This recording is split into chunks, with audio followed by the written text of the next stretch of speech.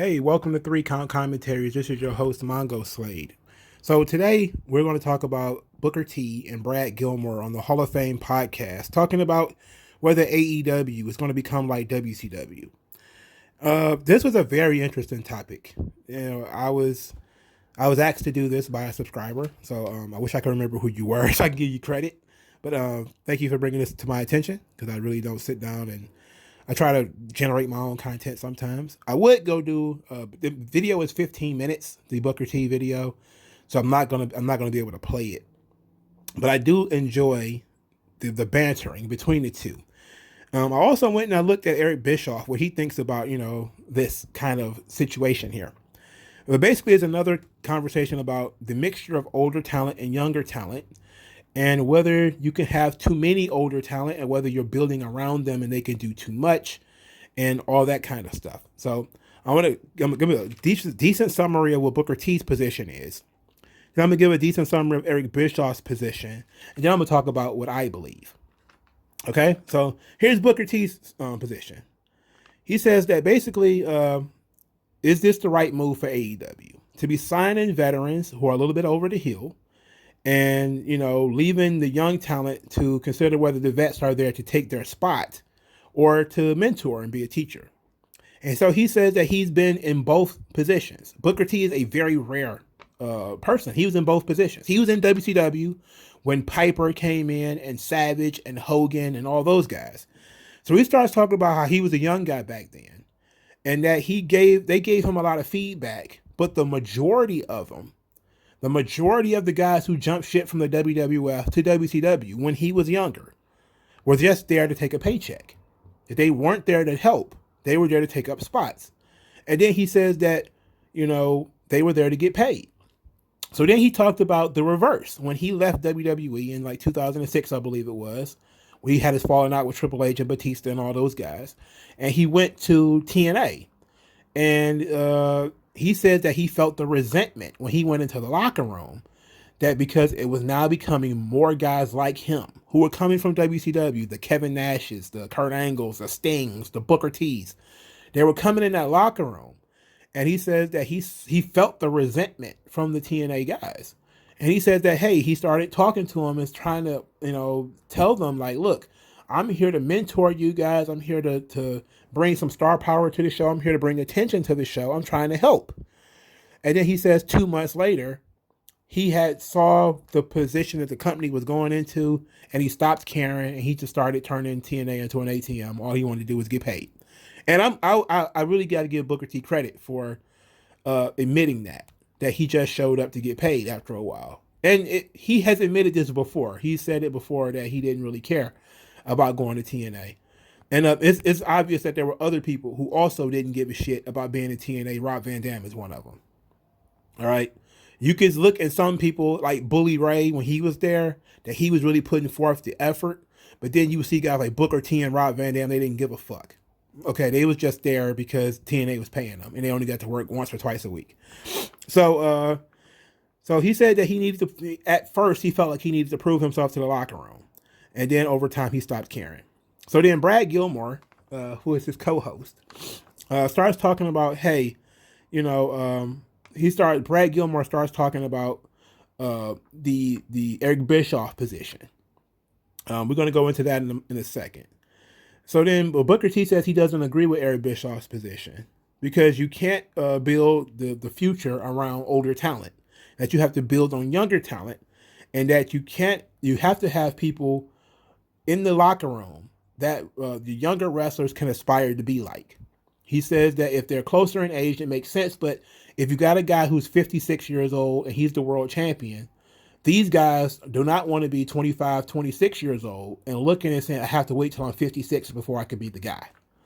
They don't want to say, nobody wants to be in the locker room and feel that way. So that's not going to work. He says it's unattainable to them. It's too long to wait. It's too many dues that need to be paid. He said that you give he said that some guys you have to give the rub to. You give the rub to the youth, but you cannot build a roster around older talent. And this was a problem in Impact. So then Brad Gilmore, he kind of butts in again. He says, look, The older talent is what drew me to TNA. You know, I watched TNA. I'm Brad Gilmore now. That I watched TNA because of guys like you. You know, guys like Booker T, guys like Kevin Nash, guys that I knew. You guys got me to watch the show, and then through there, I learned how great Bobby Roode is, or how great AJ Styles is.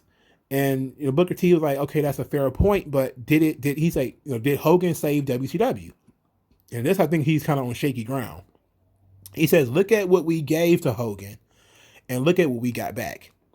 He says that Hogan was paid more than everybody else and he got creative control. He was in control of his storylines. He was jobbing guys out. And he says that, you know, he felt like WCW did not get out of Hulk Hogan what they put in. I think that's a very interesting piece of business that he's talking about right there, to the point where I'm not sure I agree with that. Okay. I'm not sure I agree with that one. Okay.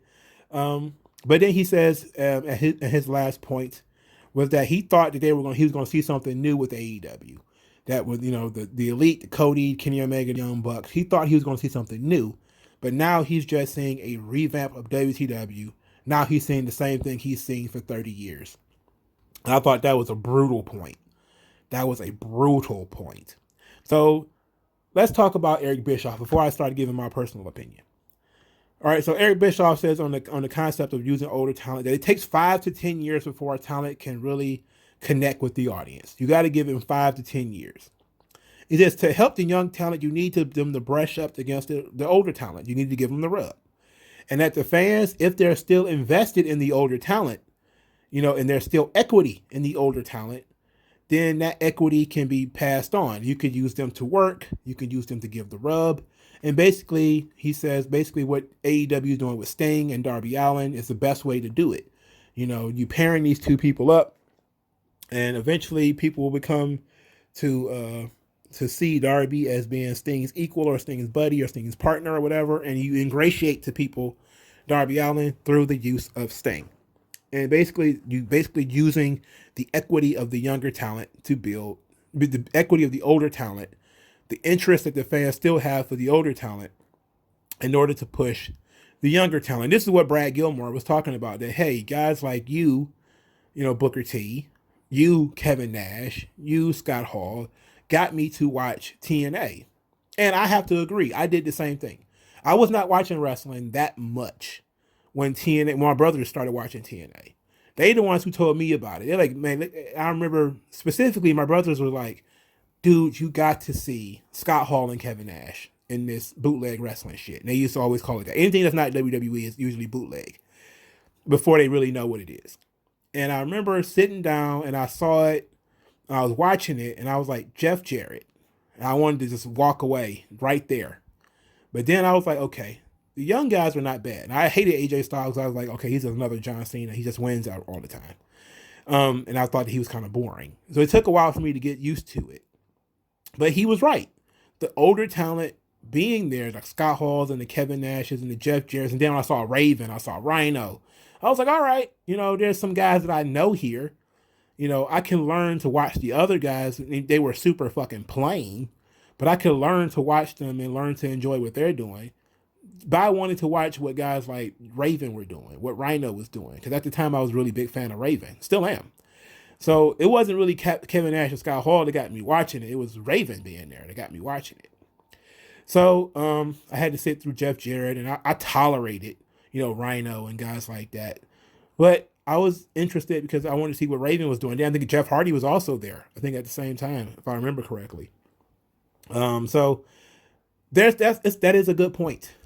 But Booker T basically says, like, did it help WCW? And I think it did. In the short term, it did. And I think everybody can agree. When Hogan jumped ship, he started breaking buy rates. You know, his first match when he won the title from Flair was the highest buy rate WCW had done to that point, I believe. You know, and then, of course, it hit the slump immediately afterwards. And then, of course, when he turned heel, business started booming again. But, you know, it was a short run. Hogan jumped ship in 94. The company immediately, he injected a fresh amount of business in 94, 95 immediately. but it started to peter out again before he turned heel. Uh, and then from 96, 97, 98, business was booming because Hogan was on top. But then you also had Hogan bringing in Roddy Piper and Randy Savage, and he's bringing in all his friends like Brutus the Barber Beefcake, and he liked working with Ray Traylor, the Big Boss Man. He liked working with Earthquake. He liked working with those guys, so he started bringing those guys in. And yeah, I'm pretty sure that over time, Bischoff was spending so much money on the guys Hogan wanted to work with that they probably didn't draw the money back. Maybe they didn't, because they started bringing in Warrior and Roddy Piper and Bret Hart. It kept getting more and more expensive. Like, it started out with like, you're going to bring in Hogan. Hogan's this big influx of cash, or a big outflow of cash rather. And yeah, it made sense to spend the money to get Hogan. But then you got to surround Hogan with Hogan's guys. So Hogan wants to work with Brutus the Barber Beefcake. So now you got to go out and get this guy. You're going to have to give him a good contract so that Hogan can want to work with him or whatever. And this guy, knowing that Hogan is getting them a job, is going to spend the cash. Want you to spend the cash, And then same thing with Ray Traylor. Same thing with my God, I can't remember his name off the top of my head. Let's call him Earthquake. And then Hacksaw Jim Duggan is another one that Hogan probably got a job in WCW. And these guys are making bank. And then some of them were getting creative control. And then you got the big money players came in like 96, Piper and Savage, and then DiBiase and all those guys. Like, man, those are big price tags right there, And then, of course, Bret Hart came in and broke the bank too. And then obviously you still have Hall and Nash, who are still younger guys, but they came in commanding a lot of money. So I can see why Booker T would say, look at the money that we spent on Hogan, and then look at how much money we made off Hogan. I still think Hogan probably made more money than he brought in, but I understand the point that once you brought in Hogan, it became opening up the floodgates for all of the older guys to come in. The Pipers, the Savages, the Bretts, all those guys, DiBiase, even though DiBiase didn't really wrestle, they brought in Rick Martel, who was kind of over the hill at that point. They brought in a lot of people. WCW did. And a lot of them were WWF guys. So I see what he means. And it seems like the floodgates have been busted open for AEW too. Because a lot of people were like, okay, Jericho, came over.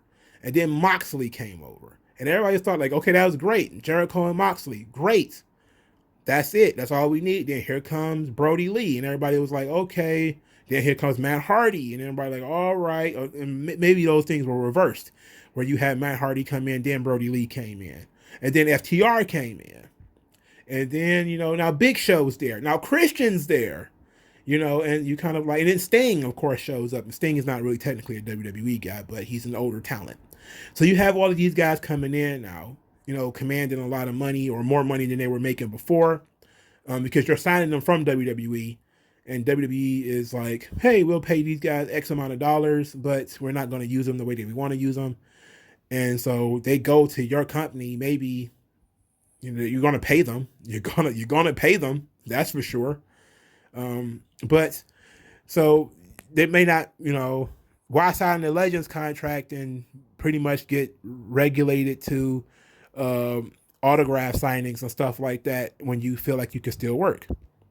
That's the big difference. Some of these guys still want to work. They want to do cinematic matches and stuff like that. So, okay. So here's my personal opinion. I've been watching wrestling for a long, long time. I've watched promotions do this for a long, long time. This shit never works. It literally never works. Right? Vince McMahon is the only one that has been able to get away with this shit. Everybody else, it kills their fucking business. Smoky Mountain Wrestling, right? Jim Cornette. He used to bring in the older guys to help work with his younger talent. Bullet Bob Armstrong, Jake the Snake Roberts, Macho Man Randy Savage. They would come in, work with his young guys, the guys that are his top heels or top baby faces, depending on which one. Jake the Snake Roberts would work with his top baby face. Randy Savage would work with his top heel. Bullet Bob Armstrong was there for, as far as being a regular guy. He would bring in Terry Funk sometimes too. And then these types of things never, when the old guys leave, the people who came to see the old guys leave too. So it really doesn't help. Paul Heyman did it with ECW. In the later stage of ECW, Heyman started bringing back Raven. He started bringing back the Sandman. He started bringing back all those guys that were there in the early years. He started bringing those guys back. But he was only bringing back the Sandman to put over Justin Credible or Steve Corino and those type of guys. And those guys couldn't fucking draw. So it was like, oh yeah, we get to see the Sandman, but we get to see the Sandman take 100 spears from Rhino and never beat him. You know, Rhino power drives the Sandman's wife through a table and then beats him clean as a fucking sheet on the pay-per-view. You're like, what? Excuse me? They brought in Dusty Rhodes to put over Steve Corino, even though I believe Dusty Rhodes might have won that match. But you would bring in Dusty Rhodes or Sid or whatever to work with Steve Corino and Justin Credible or whatever, trying to give his young guys the rub, and it just did not work. People got excited to see the older guys. They were not interested in the young guys. So and it didn't work in TNA either. It didn't work there either. Like, sure, there's a lot of people who were like, okay, there was an increased interest in TNA when Hogan came in and when Angle came in, and we have to separate it because some guys benefit the business more than others. Okay, you have to say that straight up. Some guys, when you bring them in, they benefit the business more than others. Sting and Kurt Angle were perfect for TNA. They were the two guys I think that were kind of legends that TNA picked them up and they increased business and they increased visibility. Like I said, there was a lot of people who came into TNA and they just didn't do anything. They didn't want to, make the business better or whatever. So it doesn't work. You had the swelled audience when Hogan joined TNA. Hogan increased the audience. Mick Foley increased the audience. They did, But what happened when Hogan left? What happened when Flair left? What happened when Foley left? All the people who were watching them left. It's the same thing when Vince McMahon does these Legends Nights. They do these big Legends Nights episodes. People tune in to see what the Legends are going to do. As soon as the Legends are gone, they're gone. Right? It doesn't work. It doesn't work the way Bischoff thinks it works. And maybe it doesn't work because you don't have people don't put the amount of time in. Like Bischoff's talking about 5 or 10 years. Most people don't have that kind of time. Most people don't have that kind of time. But at the same time, and I will admit this, sometimes you will see a legendary talent work with a young talent, give the young talent so much, get them over so much that people are interested in them. Case in point, Raven and CM Punk. Like Raven and CM Punk did such great shit in MLW and in Ring of Honor that it did put CM Punk on the map. Didn't help the fucking companies at all, but it helped CM Punk. It raised his profile a lot because he was working with Raven all the time. And Raven was, I'm pretty sure they don't get along, but he was working with Raven so much.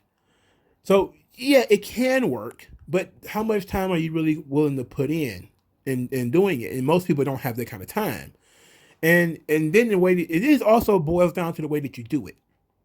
If you do it the way TNA did it, where you had Little Nate, AJ Styles, who was basically dressed like Ric Flair, and Little Petey Williams, that is dressed like Scott Steiner, you're going to kill the business. Nobody wants to see that. Nobody wants to see a knockoff. All right? And they have to have characters, and if they don't have characters, then nobody cares what they can do. But that can't be the characters if they're a knockoff. And I feel like that is what they're doing in AEW, especially with Darby Allin. They're trying to make him too much like Sting. And they keep saying it too much. And, they keep saying like, oh, well, I guess he is kind of like me. And it's like, he has to be his own person. Like people, you don't want people to vanish when Sting is gone. You want people to be like, okay, I like this kid. This kid is good. This kid's cool. If people are kind of like, oh, Sting's not with them, why am I watching this? And I feel like we probably have not gotten there yet. Mainly because well, you can look at AEW, and I hate to bring this up, but the TV ratings have gone down, right? Like the immediate injection of Sting, it went away. The immediate injection of Shaq, it went away. So these things are wearing off a lot faster than they used to, probably because of the internet and everything, where people can see stuff on YouTube and people can see stuff on Twitter or Facebook or whatever. They don't need to sit down and watch it on TV, so it's not sticking like it used to. So I don't know if it works. I don't believe it works. I think that it works in theory and it works to get attention initially, but unless that person is already a wrestling fan, they're not going to care.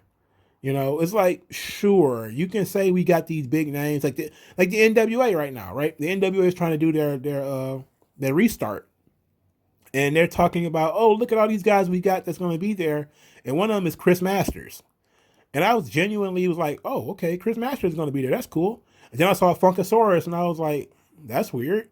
Why would he be there? And I saw Crimson, and I remember him from TNA, but what is going on with this show? Like, where does these people fit? And it's kind of like, yeah, you can bring in some guys, sure. That may get an initial attention if somebody can recognize people from other shows or from somewhere else. It's a good investment, but it also depends on what you're doing with them and who you're pairing them with and all that type of stuff. So ultimately, is AEW becoming WCW 2.0? I believe it's becoming. I think I want to give it some time. I do believe that it depends on whether they're going to have Christian and Big Show and all these guys wrestling on TV every week. They're not. They're not going to make these guys wrestle on TV every week. So I'm not going to say it's going to be like Impact. But for the last, I don't know, 3 months, they've been Sting talks on Dynamite. And yeah, that's kind of very TNA-ish. That's very WCW. When him just cutting a promo is something that you promote and not just saying, and they're doing the same thing with Christian now, where it's back-to-back, Sting speaks, Christian Cage speaks. It's like, is he really going to speak this time or what? Like, and why should I get excited just to see him speak? I shouldn't get so excited just for that. Also, it didn't really work in NXT either. When Edge went to NXT, it didn't really work. So these things barely work. It depends on who the legend is. It depends on the audience. It depends on how long, this system is going to be working, what's going on. There's a lot of stuff. There's a lot of little tidbits that you need to iron out. I'm not going to jump on the whole bandwagon of saying that AEW is like TNA. I'm not going to jump on that bandwagon yet, but I will say it's getting pretty close. It depends on what they do with the world title. Are they really on a hop, skip, and jump Christian to the top of the card? If so, then I think it's more like TNA and WCW than I think they're willing to give it credit for. If they're not, and they're going to pair him up with somebody he can work with and give the rub to them, all right, cool. But if they're teasing him wrestling Kenny Omega for the title, they kind of need to stop doing that. They need to find somebody else for him to work with. Hopefully he gets to work with like somebody like MJF or something like that. That would be cool. If he's going to work with Kenny Omega, this is going to be TNA. Straight up. I'm not even going to hold you up. Especially, I have no doubt that he's not going to win the title because Tony Khan talks to Meltzer, and Meltzer is at least, he gets all the tweets, him and Alvarez, they get all the tweets when people are complaining about what they do on AEW. And since those two people talk, I already know that Meltzer's probably saying, hey, this is what you probably need to do. You probably need to not do that. Not give the belt to Christian. Not even put Christian in a title match. Don't even do that. Derail him and take him in a different direction.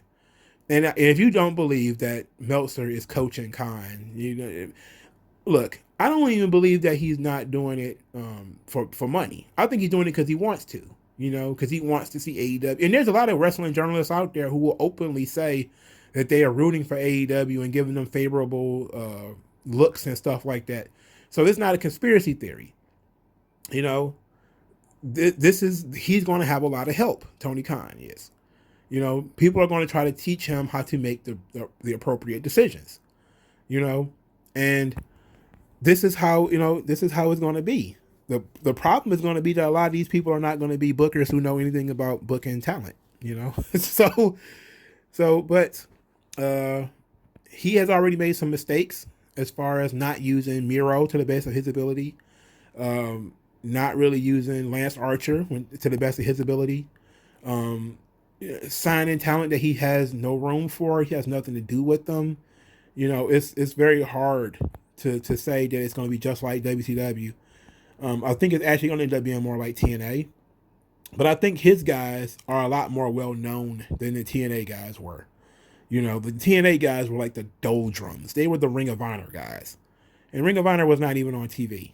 TNA was the highest thing that they have ever done. At least in the internet era where everybody's watching TV on the internet, people know who Kenny Omega is because they've seen Daily Motion matches of him on New Japan.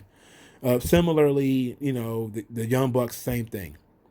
And the Young Bucks have been on TV for a long time. Jericho's been on TV for a long time. Moxley's been on TV for a long time. So I think it's a different situation. But I do think it's probably leaning more towards being like TNA, but we'll have to see. But thank you guys for listening. Thank you for liking this video. Like this video. You want to send me questions, you want to send me a suggestion to do a video, send it to Mr. Slade 8, MRSLADE 8, the number 8, 84, 8 and 4 at gmail.com. If you want to follow me on Twitter, Mongo Slade 8 on Twitter. If you want to send cash, send it via the Cash App, which will be in the comment section below. Thank you guys for your time, and I will talk to you guys later. Yeah. Yeah.